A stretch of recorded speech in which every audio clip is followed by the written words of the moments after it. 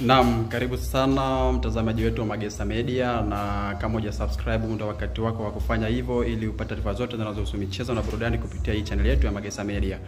Naam, na miongoni mwa uchambuzi ambao tunakuletea muda huu ni kuhusiana na mechi ya Simba na Stellenbosch, ambapo tumekutana na mchambuzi wa masuala ya michezo Bwana Derrick Kaimba, na leo tupo naye hapa tujuze kidogo kuhusiana na mechi hii ya Simba na Stellenbosch ambayo inaenda kuchezwa pale uwanja wa Amani Complex pale Zanzibar.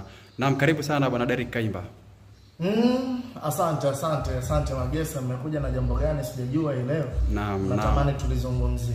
Naam bwana, tumekutinga hapa, tunataka utupatie uchambuzi kidogo kuhusiana na hii mechi ya Simba, na uweze kutuambia kwamba wewe unaionaje kwa upande wa Simba, anaichukuliaje hii mechi ya Stellenbosch ambayo inakuchezwa kwa uwanja wa Amani Complex.